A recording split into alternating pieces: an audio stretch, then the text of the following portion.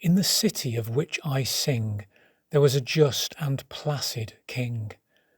The king proclaimed an arch should be constructed that triumphally would span the major thoroughfare to edify spectators there.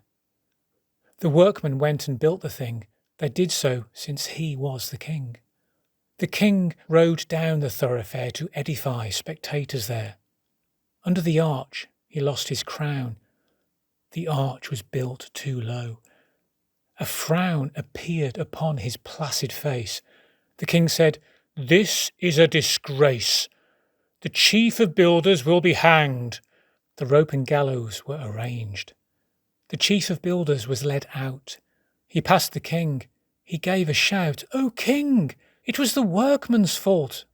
"Oh," said the king, and called a halt to the proceedings. Being just and placider now, he said, "I must have all the workmen hanged instead."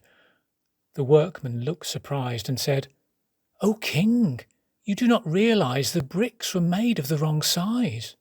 "Summon the masons," said the king. The masons stood there, quivering.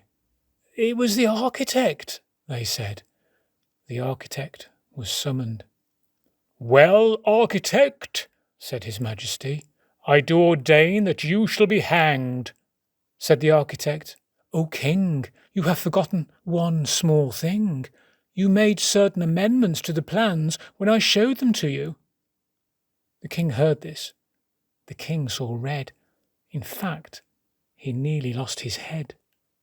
But, being a just and placid king, he said, "This is a tricky thing. I need some counsel. Bring to me the wisest man in this country." The wisest man was found and brought, nay, carried, to the royal court. He could not walk and could not see, so old and therefore wise was he. But in a quavering voice he said, "The culprit must be punished.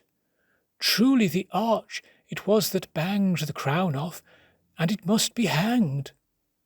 To the scaffold the arch was led, when suddenly a counsellor said, "How can we hang so shamefully what touched your head, your majesty?" "True," mused the king.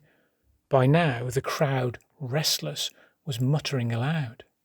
The king perceived their mood and trembled, and said to all who were assembled, "Let us postpone consideration of finer points like guilt.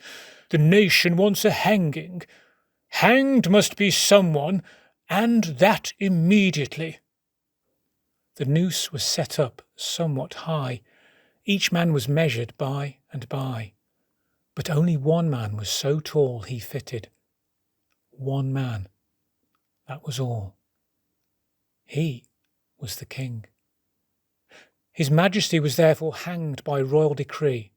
"Thank goodness we found someone," said the ministers, "for if instead we had not, the unruly town might well have turned against the crown." "Long live the king," the ministers said. "Long live the king!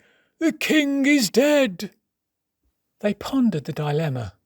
Then, being practical-minded men, sent out the herald to proclaim in his former Majesty's name, "The next to pass the city gate will choose the ruler of our state, as is our custom.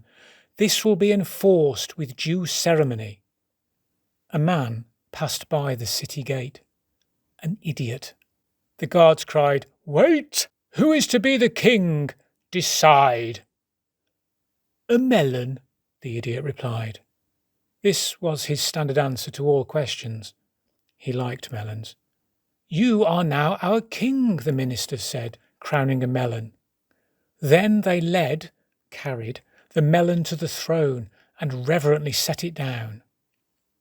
This happened years and years ago. When now you ask the people, "So your king appears to be a melon.